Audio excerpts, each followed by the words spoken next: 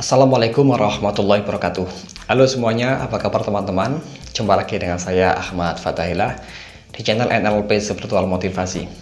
Dan pada video ini, saya akan membagikan tips kepada Anda bagaimana cara mengatasi kemalasan dalam bekerja dan menunda-nunda suatu aktivitas yang penting, atau katakanlah pekerjaan yang harus segera diselesaikan tapi kita malas melaksanakannya dan menundanya di lain hari atau di lain waktu. Tentunya cara ini sangat simpel dan mudah apabila Anda tahu caranya ya. Dan kita bahas setelah yang satu ini.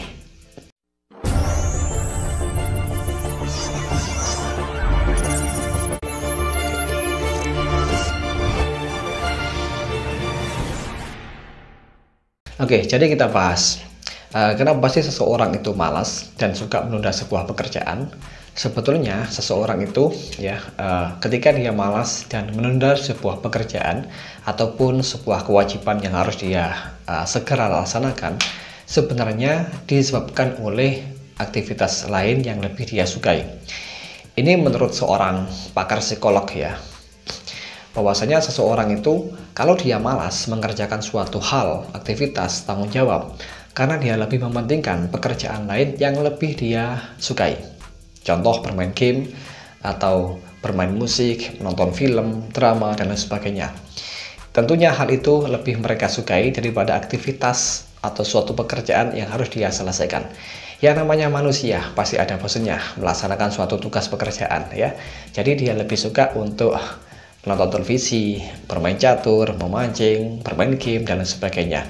Ataupun cuma sekedar ngobrol dengan teman-temannya. Nah, hal ini yang menyebabkan seseorang itu malas dan suka menunda sebuah pekerjaan. Oke, sekarang bagaimana sih solusinya agar seseorang itu tidak malas atau dia semangat untuk mengerjakan suatu pekerjaan, suatu tanggung jawab yang harus segera diselesaikan? Caranya itu simpel sebetulnya, yakni gunakan saja aktivitas yang disukai itu menjadi sebuah hadiah. Ya, jadikan sesuatu yang disukai menjadi reward atau hadiah jika seseorang itu melaksanakan tugasnya. Contoh, jika Anda sendiri diberi tugas oleh bos Anda menyelesaikan suatu proyek, ya. Nah, Anda harus tahu apa hobi Anda, kesukaan Anda. Misalkan bermain game ya, maka jadikan bermain game itu hadiah jika Anda selesai melaksanakan tugas menyelesaikan proyek yang dibebankan kepada Anda. Dan Anda harus berkomitmen. Misalkan gini, saya berkomitmen menyelesaikan pekerjaan proyek yang ditugaskan kepada saya ini, dan setelah itu saya langsung bermain game kesukaan saya. Contohnya seperti itu. Maka nanti hal ini akan sangat berpengaruh kepada motivasi Anda atau gairah Anda untuk melaksanakan suatu tugas. Dan Anda harus juga berkomitmen pada diri sendiri. Saya tidak akan bermain game atau melakukan suatu kesenangan yang lain sebelum tuntas pekerjaan yang diberikan kepada saya. Begitu. Nah, contoh lainnya apa? Misalkan Anda harus menyelesaikan tugas membuat proposal ya. Anda bermalas-malasan membuat proposal, maka cari apa kesenangan Anda, apa hobi Anda, ya. Misalkan menonton film action, ya. Maka Anda harus berkomitmen, saya harus mengerjakan proposal ini sesegera mungkin. Nah, setelah selesai, nanti saya akan memberi hadiah menonton film untuk diri saya sendiri, seperti itu. Atau menonton film action kesukaan saya, begitu. Nanti dijamin akan berpengaruh kepada semangat Anda untuk segera menyelesaikan pekerjaan atau tanggung jawab yang diberikan kepada Anda tersebut. Nah, itu tips yang pertama. Cukup simpel dan mudah, tapi efeknya cukup bagus. Kemudian sekarang tips yang kedua, yakni carilah motivasi yang lebih mendasar lagi, yaitu dengan menggali arah motivasi Anda, yakni mendekati kesenangan ataukah menjauhi kesengsaraan. Maksudnya seperti ini. Di saat Anda bekerja atau melakukan suatu tugas yang penting, maka cari apa kesengsaraan yang bakal Anda dapatkan jika Anda tidak menyelesaikan pekerjaan tersebut. Atau carilah suatu kenikmatan yang amat sangat nikmat, yang amat sangat Anda inginkan jika Anda berhasil atau selesai melaksanakan sebuah tugas pekerjaan yang harus Anda selesaikan. Nah, contoh begini, ketika Anda mengerjakan tugas, menyelesaikan proyek misalkan ya, Anda harus cari tahu apa nanti manfaat besar yang saya dapatkan, apa kenikmatan yang sangat besar yang bakal saya terima setelah saya menyelesaikannya.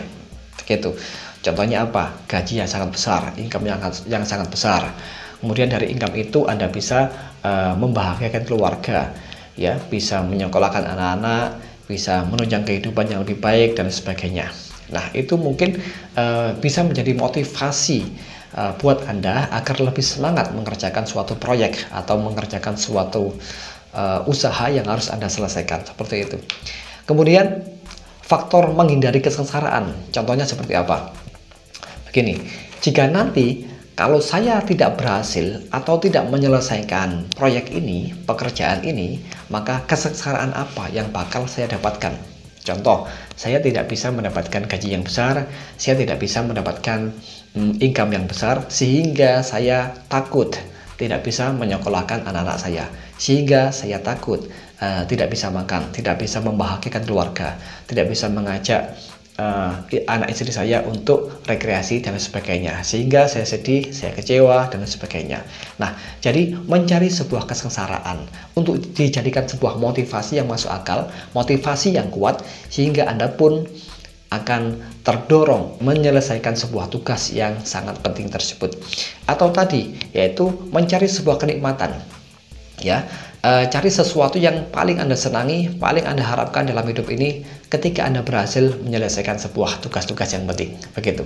Nah, jadi ada dua tips. Yang pertama adalah mencari kesenangan atau hobi Anda, kesukaan Anda yang ringan-ringan, misalkan menonton televisi, menonton film kesukaan, bermain game, bermain catur, memancing, atau sekedar ngobrol sama teman di warung kopi. Begitu. Itu jadikan sebuah pemancing atau sebuah reward hadiah ketika Anda selesai melaksanakan sebuah pekerjaan yang penting. Oke. Terus tips yang kedua tadi adalah mencari apa dampak kesengsaraannya atau dampak manfaatnya ketika Anda berhasil menyelesaikan sebuah tugas dan pekerjaan yang dibebankan kepada Anda, ya.